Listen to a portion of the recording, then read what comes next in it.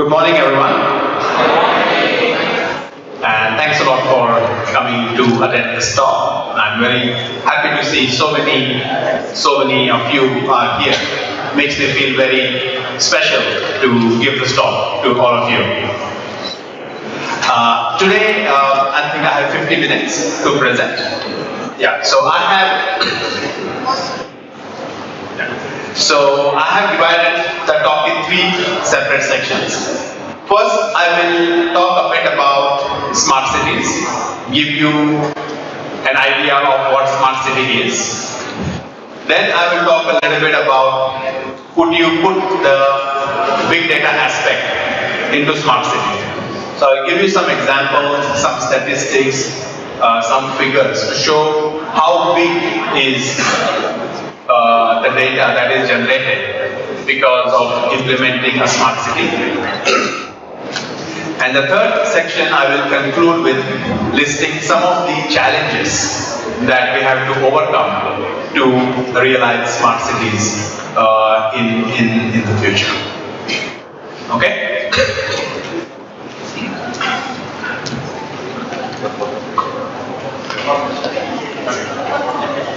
Alright, so the first thing I want to start with is what are some of the key problems, the important challenges or problems that our cities face? You know, so do you have any idea? What are the problems that you see around you in the city?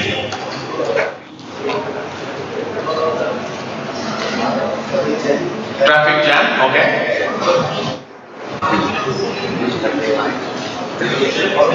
Okay, pollution, that's right. Traffic creates pollution.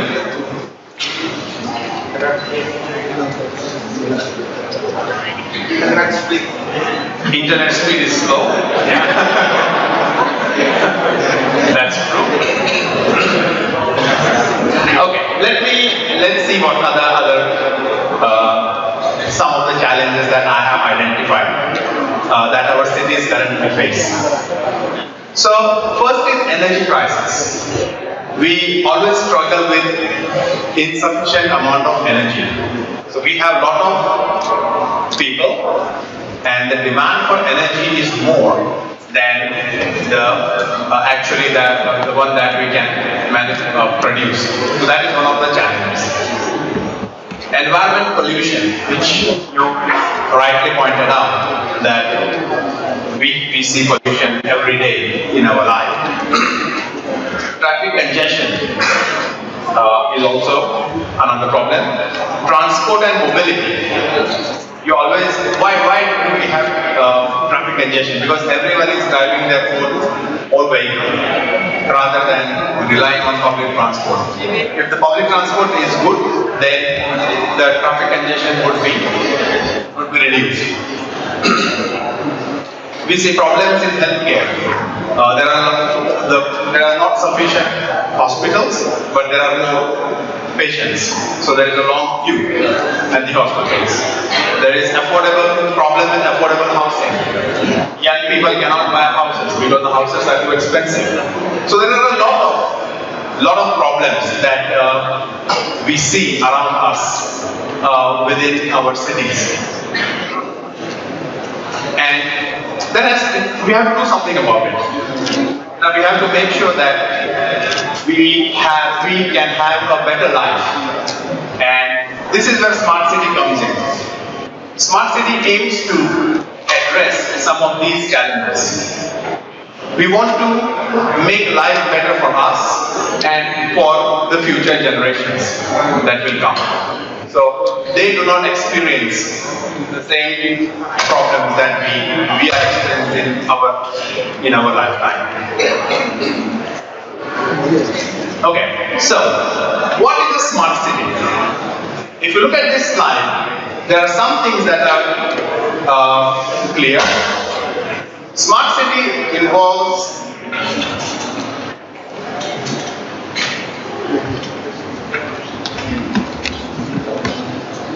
smart mobility, which is here. Can you click once again?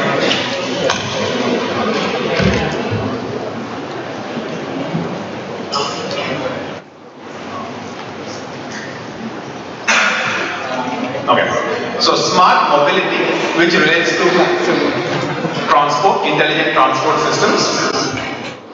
We have smart homes and smart buildings, which makes energy, which means the buildings, the new generation or new type of buildings are more energy efficient. And we have smart energy, which means ways in which we can reduce the consumption of energy so that everyone has enough energy to use. So those are the four main, I would say, building blocks or components or key areas within a smart city. So when we talk about smart city, we are at least referring to these things. But what is the underlying technology that is making a city smart? Yeah. So the underlying technology is IoT, which stands for Internet of Things, and Big Data. So what is Internet of Things? Internet of Things refers to different types of sensors, sensing technologies, actuating technologies or actuators that help us to sense the environment. And that information that is of value to us because we can use that information to make some optimization, make some changes to the way we live or to the way we do things. I'll explain that with an example. If this is a big room here and there is only one person or two persons in the room, we should know that we can manage this room with using just one air conditioning unit. But if there are like so many of us, we have to switch on all the air conditioning units to make the room nice and comfortable. But how does the air conditioning know how many people are there in the room? You know, there has to be some kind of a sensing mechanism. There has to be some kind of a sensor that detects the number of people in the room. So what could be a sensor of that type? One sensor could be everyone entering the room uses a swipe card or RFID based card. So the room or some information system knows how many people are there in the room. That is a kind of a sensor. Another sensor could be just a standard security camera. From the camera we can detect how many people are there in the room by doing some object recognition. Or we could have presence sensors or movement sensors in the room. Or we could use all of this together. So basically all these different types of sensors tell us one thing. How many people are there in the room? Yeah, that is what we want to find out. So that refers to Internet of Things. So that concept of identifying a particular phenomenon in an environment using technology could be simply explained as Internet of Things. Yeah. So why is it called Internet of Things? Is the next question. So far our internet has been websites. So when we refer to an internet, it is either the websites or the mobile apps that we use and so on. Internet of Things is a one step further. It's futuristic internet. And in that futuristic internet, everything has an IP address. Will have an IP address. So for example, this room, we can consider it as a thing. And this room will have an IP address. Or the air conditioning unit in this room will have an IP address. And we can invoke, that is start or stop the aircon using the internet. So that's why this new generation of internet, future internet, is the backbone or the main technology behind that is Internet of Things. So there are many other types of things that could be there, that would be eventually joined to the current internet. And once we have these kinds of things, or once we have this kind of sensors that are connected to the internet, you can imagine the amount of data that is generated. Yeah, here we are just talking about one room, counting the number of people. So there of data that is generated. There may be 100 rooms in the university. So that is amount of data that is generated as a result of that. That the period, the frequency at which this data is generated also creates more volume. If you are measuring the number of people in this room every 10 minutes, you get a set of data. You measure it again, you get another set of data. You keep measuring, you get data on and on and on. So, in the context of smart city, big data is very critical because every aspect of the city is going to generate huge amount of data. So, not just the building. So, building is one example. Let's talk about transport. If you have electric vehicles or if you have any kind of vehicles, there are a lot of sensors on the road that detect the type of vehicles. There are a lot of cameras all around us that detect or monitor people walking around. Everything, all of these things is generating a lot of data. And what we want to do with that? We want to use that information, we want to use that data to create some actionable insights. Now we want to use that to make something useful. We want to make sure that that information that we have at the moment, how is it that we can best use it, best utilize that information, in what way? Yeah, so that is going to give us the power to make our lives better.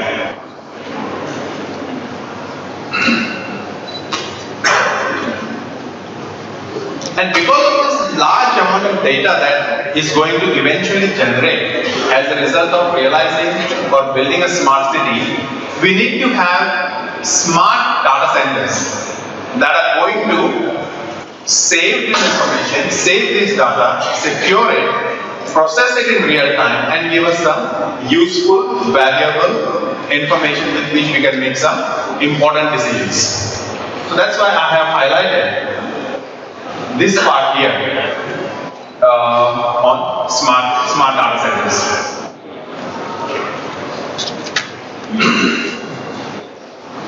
Okay, want to show you this picture, which is it is a futuristic city, smart city plan, building plan in Paris. So have a look at this and tell me what do you think is interesting about it. Do you think anything that is catching, eye-catching, or something new that you found here?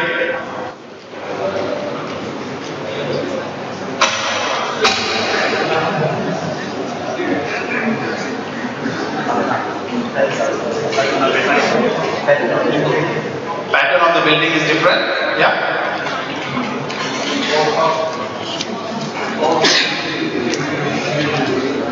Sorry? That's right, yeah. Anything else? There is plants on the building. There are a lot of plants on the building. You can see it's all fairly green. There is public transport or a tram which is next to the house, next to the building.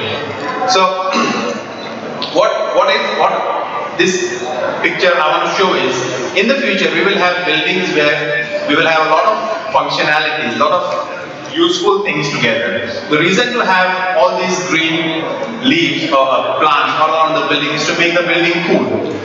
Because plants act as an insulator.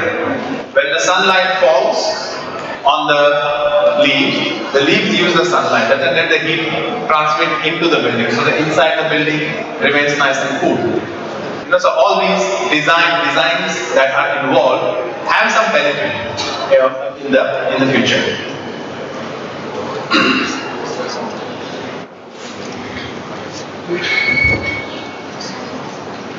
Okay, so that brings us to the next question, a very interesting question.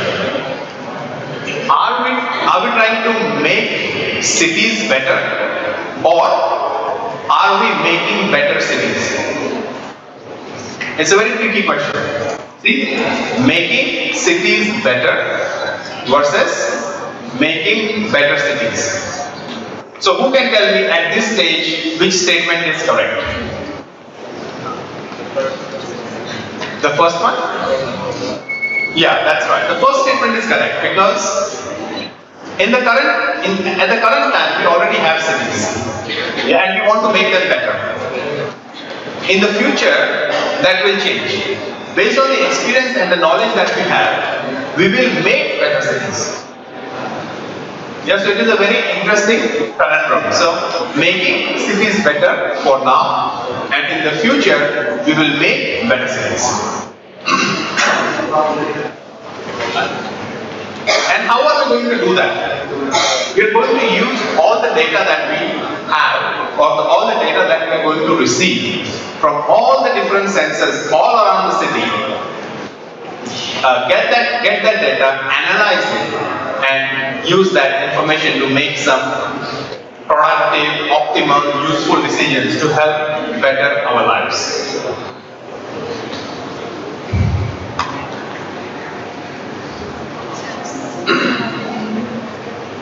Okay, the next thing I want to speak about is the concept of urban cells in smart cities. So what is an urban cell? An urban cell is a small area where all the facilities that you need are within a walkable distance. Yeah, which means you actually don't need to go far away to get something.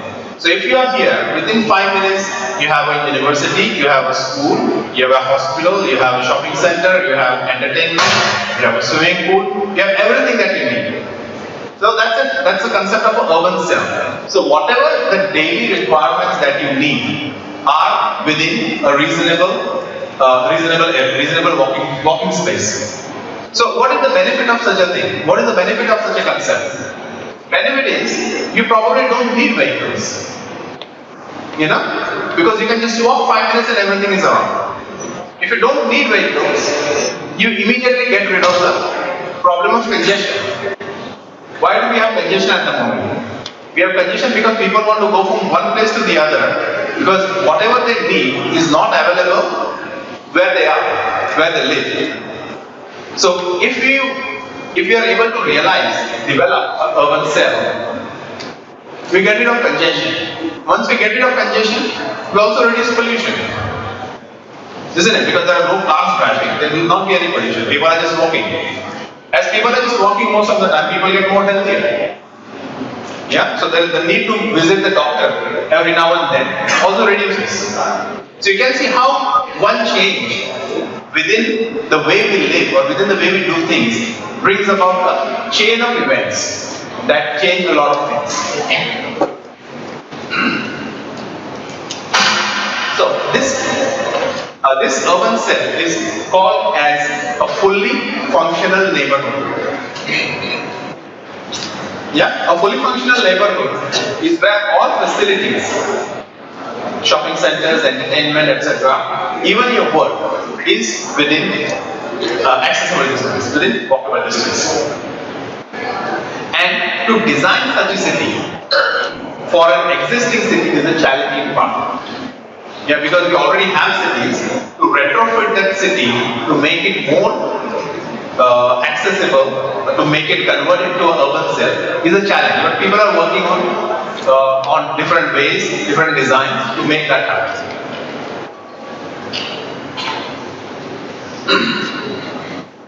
So this is a graphical representation of how an urban cell will look like. So we will have many of these small localities or neighborhoods, and these neighborhoods would be connected with some form of rapid transport system like a tram or a metro or bus.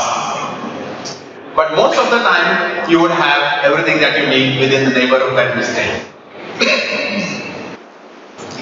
And as Professor Kent Larson says, he's trying to answer one very simple question. How to fit more people in every city while at the same time increasing livability? At the moment, some places are very expensive, some houses are very cheap. Why is that? Why is that difference? Because people want to live in those areas where there is all facilities available. And as a result, those house prices become expensive. But if we can provide all the facilities to all the localities, then that difference will disappear. Then it will make it more uniform, more fair to everyone.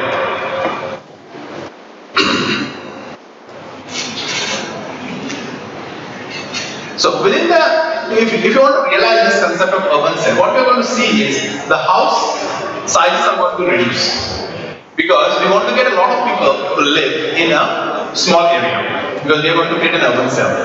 So what that brings is challenges for energy supply. There will be concentrated need. Just in one area, there will be a need for a lot of energy. So how do you solve that? One way is to build microgrids. Microgrids is like small power stations that generate the electricity themselves and share it among the people living within that same area.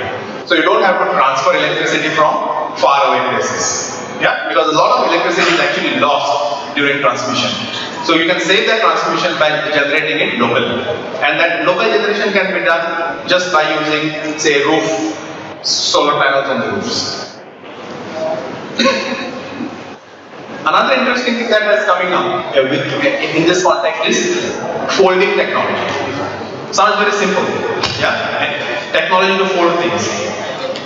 Is simple example. If you have a laptop, if it is open, it takes a lot of space. When you fold it, close it, it becomes small. That concept or that idea is now being applied for cars, for houses, and many other things.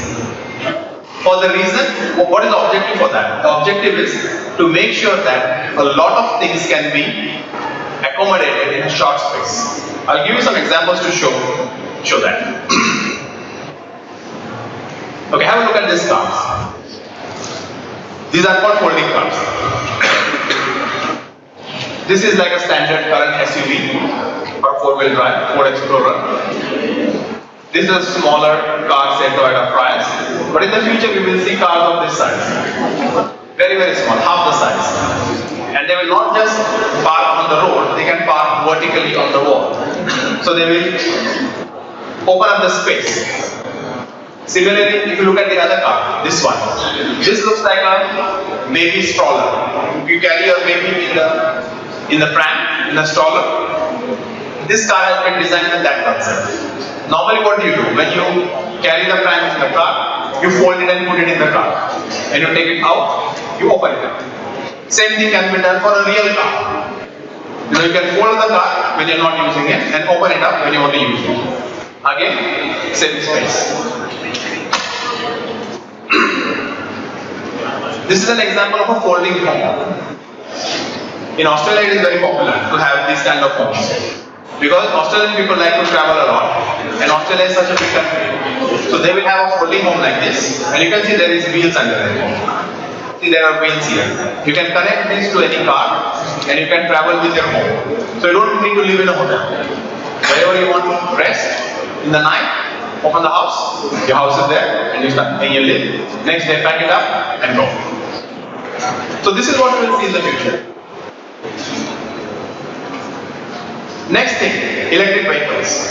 We will see a lot of electric vehicles becoming very popular in our cities in the future. Because one of the very important reasons why this is going to happen is it is very less polluting. Yeah, you do not see fumes coming out or polluting air coming out from electric vehicles because most of them have batteries.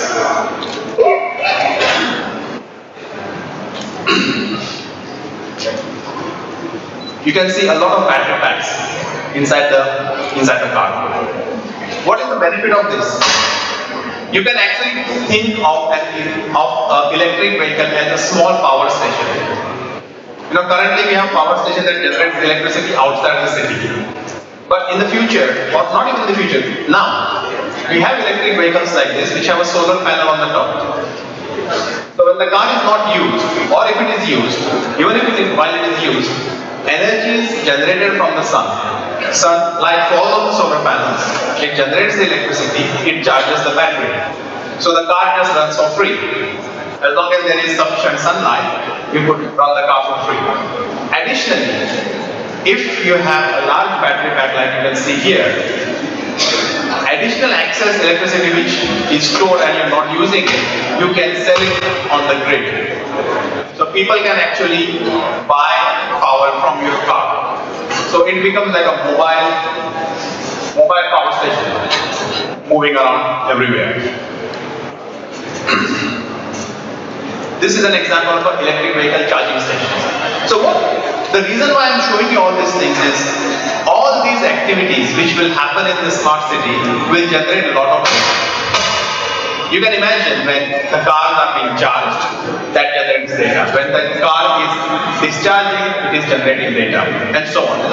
There is data that will be generated at each and every stage. These are some of the other types of charging stations that you can see. Some charging stations are pretty fast; they charge the cars very fast. Some are slow, and so on. A little bit about smart intelligent transport systems. Intelligent transport system is technology that makes our travel easier. And again, this technology generates a lot of information, a lot of data which needs to be processed in real time. Let's take an example of traffic congestion. You guys mentioned previously that you observe traffic congestion in the cities.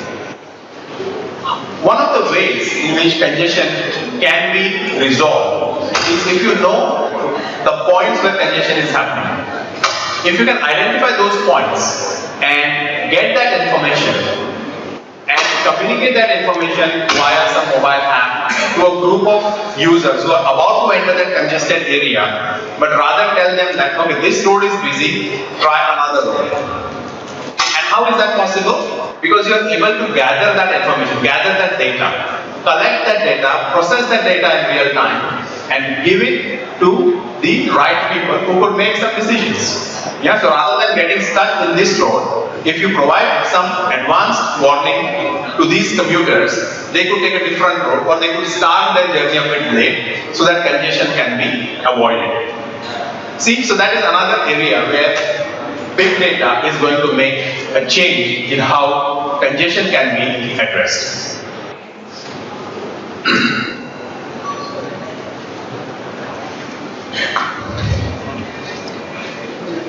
Okay, I'll talk a little bit about what is the time. What time? Okay, I'll probably skip some of the slides because I have to catch up.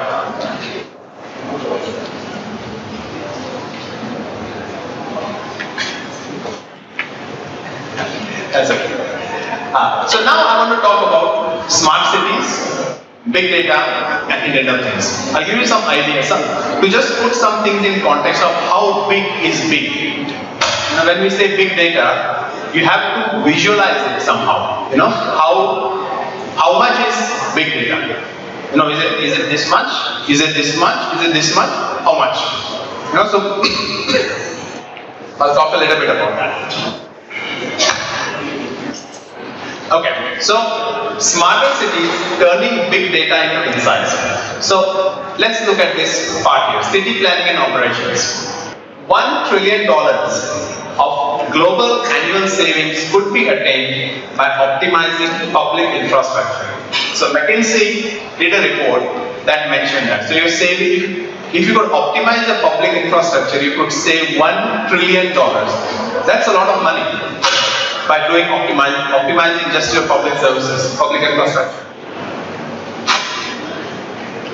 $57 trillion in infrastructure investments will be made between 2013 to 2030. So over the period of 17 years, you would see $57 trillion investment made to smarten our cities. In the transport area, 50 hours of traffic delays per year are incurred on average by travelers. So 50 hours you are just stuck in traffic. You can imagine, which is like literally like 2 days.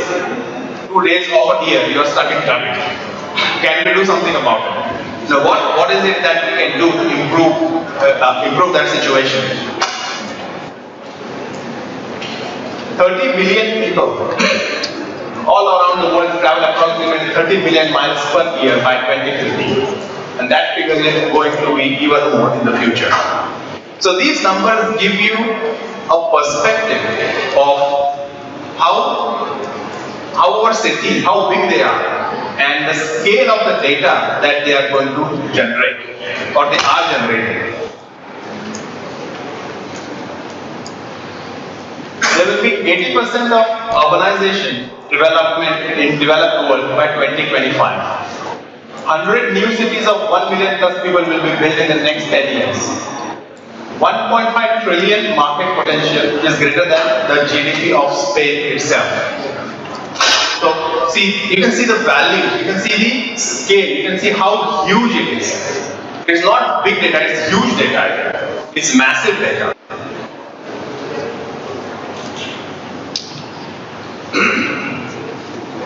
Some other big data cases for smart cities. In the automotive sector, do you know how many sensors are there in one car? Any rough idea? More than 100. Yeah, more than 100 different types of sensors are there in one car. And there are, I don't know how many, millions of cars around the world. And each sensor, each of that sensor is generating and recording some data at some interval, maybe 5 seconds, 10 seconds, 30 seconds, or at whatever pace or whatever frequency, it is recording that data. That data is there on our car. At the moment we cannot access, but the companies can access it. So, just one car, one small thing that we use in a daily life is generating so much data. If you take an example of your mobile phone, that's also generating a huge amount of data.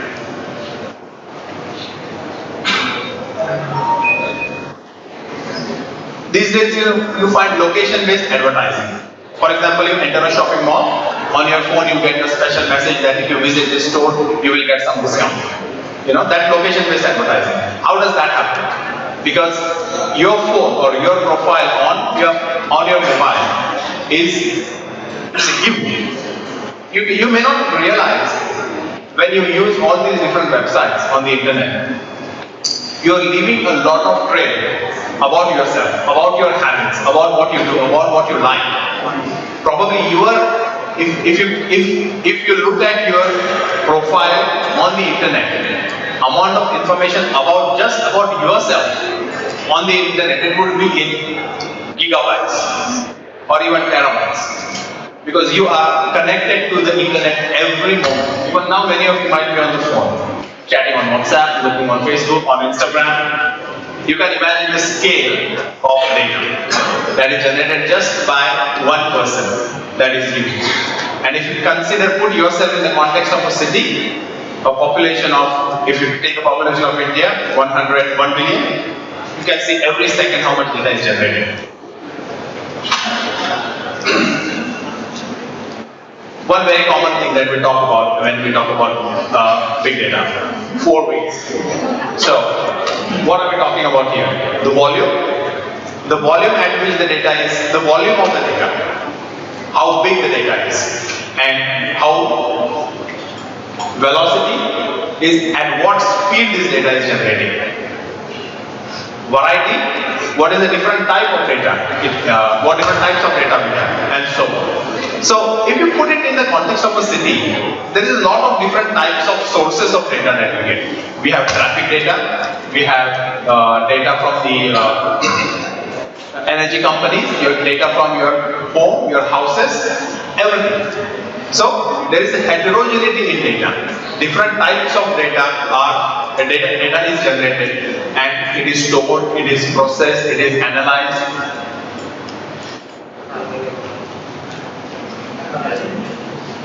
Okay, this is one simple example of how parking systems can be improved in the future. What do we have here? We have one vacant lane, one place to park. This car is approaching. There is a sensor under this place, in this car, which sends out an information to a tower saying that I am available. So any approaching car which is looking for a space, they get that information. And this car directly knows that I have to go straight and turn right, and I will find the parking lane. So this is what? What is this? This is intelligence. This is making the life of people, the life of humans easier. Rather than looking for driving around and finding a place to park, if I exactly know that there will be a parking bay when I reach there, and if I could even reserve that parking bay ahead of time, it makes my life easy. I save a few minutes of my life, which I can do something more productive, something more useful.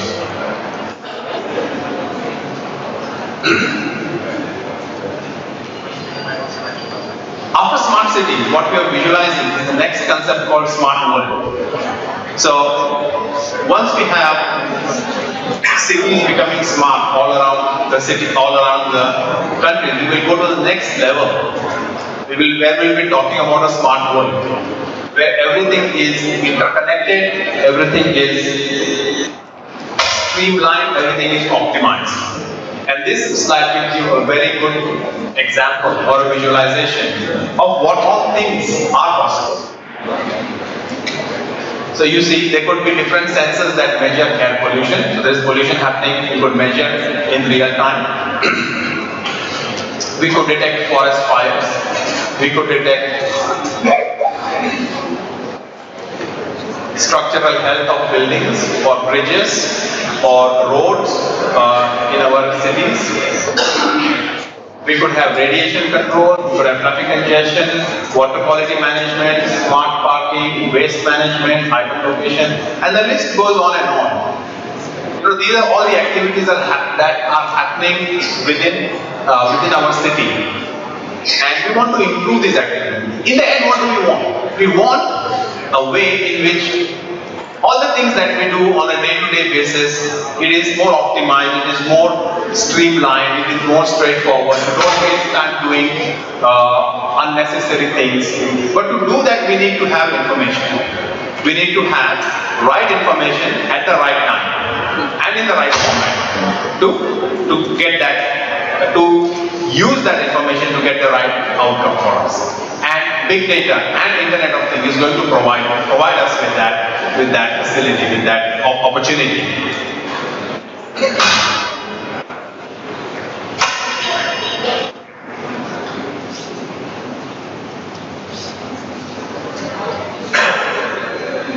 This is very interesting. Did you know that 90% of the data in the world was created in just the past 2 years? So that is the scale of big data. How much is, you can imagine we are talking about big data now in this, but all this data that we are talking about as big data has just been recently generated. It has been recently created, and it is increasing at an alarming pace, at a very fast pace.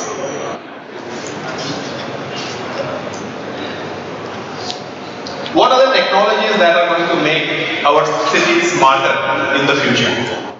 Integration of all the different aspects: smart buildings, smart homes, smart mobility, smart governance, smart retail. All these different aspects, when they work together in coherence, in collectively working together, that is going to give us that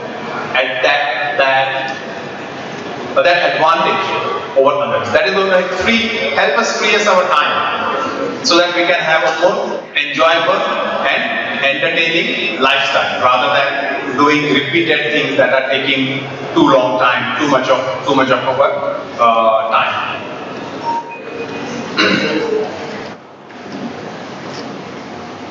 Sensors and cities. I'll just give an example of some of the sensors that you could see.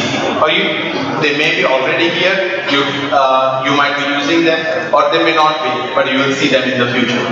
For example, on the street sides, in Australia, you can see the traffic lights are smart traffic lights. For example, in the evening when there is not too much traffic, if one car comes and waits at the red light will automatically become green. This happens because there is some sensors under the road that detect that there is a car which is waiting, the traffic light is red, and there is no other traffic on the other side of the road. So let's convert this light from red to green and move the traffic. So this is one example. Similarly, within noise control or noise pollution is a very big problem, because in many cities we have airports close to the city. So when the aircraft is flying, there is a lot of noise that is generated. So what can be done? the positioning of the aircrafts or the positioning of the airports in the future should be more strategically placed so that it is away from the sound, or the flight paths are not on the same area. To detect that, we need some different types of sensors that would detect noise pollution, intensity of the noise, and so on.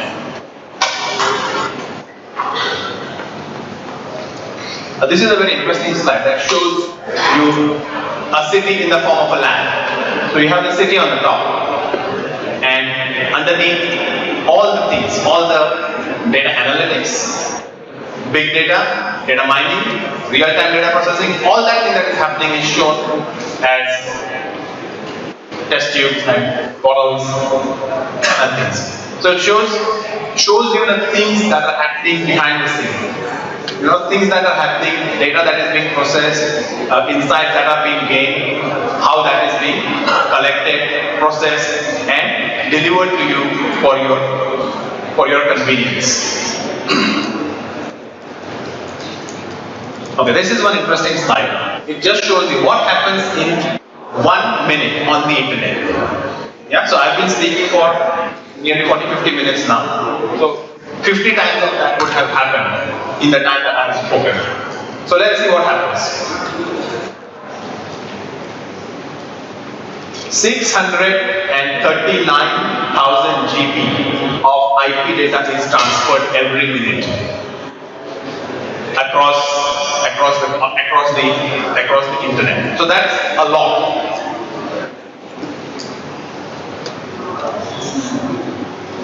Amazon has made $83,000 of sales in 1 minute. And I spoke for 40 minutes, 50 minutes, or 1 hour. So nearly 83 million times 60 minutes. That much amount of sales has happened just in the 1 hour. On Twitter, 320 plus new Twitter accounts have been created. On Facebook, 277,000 logins, 6 million Facebook views, 2 million plus Google queries. All this is happening in just 1 minute. By the time I speak for 1 minute, that all has already happened. And the amount of data that is generated, you can imagine, the scale, the size, the speed, and the variety. Okay, so now I've come to the last section of my presentation, which is big data challenges. So I have covered most of it during the presentation, but I'll make some quick dot points for you to take it as to remember. So within the management, we have challenges on data acquisition. So if we have sensors, do they give the right information? Is the data correct or is it corrupted? What is the quality of data? Data extraction, data heterogeneity. We have different types and different formats of data. So how do we gather that different forms of data, combining, fusing, joining together to make some useful value out of it? The nature of big data. Because of so much variety and so much heterogeneity, there is a lot of challenges in getting the right data in the right format to the right people at the right time. You know, so that is another challenge. We have a lot of unstructured data, especially on the internet. We have a lot. In smart cities context, we probably don't have a lot of unstructured data because most of the sensor data is structured data. So we are better on that front. But overall, in the context of big data, there is an explosive growth in unstructured data. And analyzing unstructured data is a challenging problem because it is not as straightforward as getting the data from a database, from a relational database, and processing. Unstructured data processing is challenging.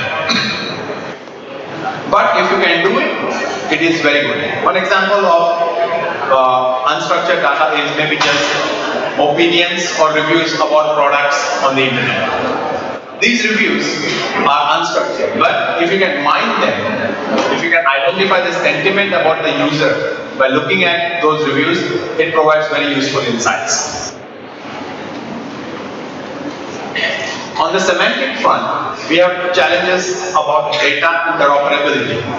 How can we share data across different applications, across different platforms? How can we understand the semantics? How is it scalable? Can we use this data for doing data fusion to generate or derive more data? So you have big data. When you combine them, you can get more patterns out of it. You can get different patterns which you will not get just by having one set of data. You have one set of data, you have second set, you have third set, you have fourth set. When you combine them or when you analyze them all them together, you will get some more information, more unique value out of it, which will otherwise not be possible. But doing that is challenging. So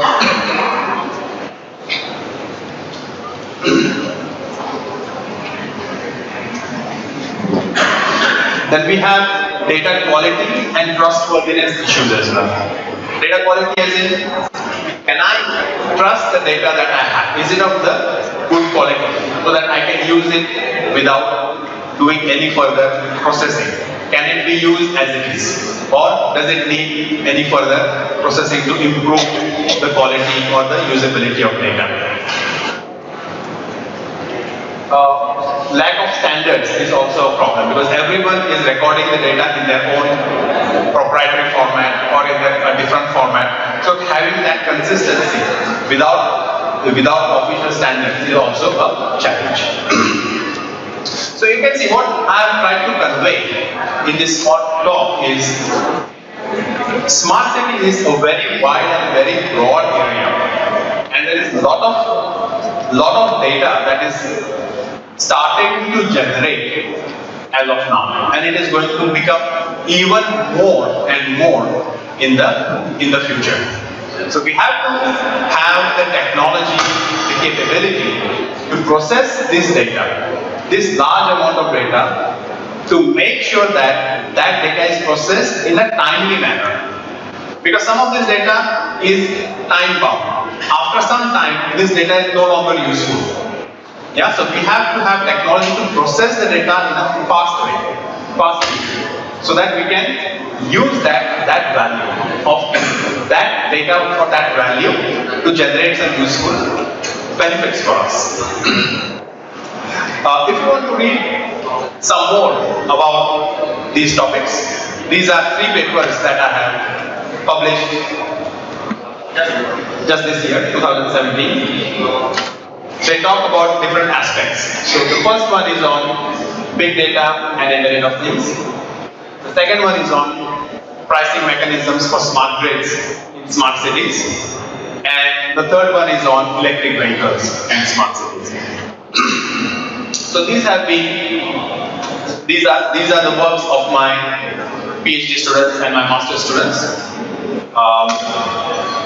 And they are very interesting, and they have been written in a very simple, straightforward, easy to understand language. If you need, you can search it. Probably in the next month or so they will be online on Springer.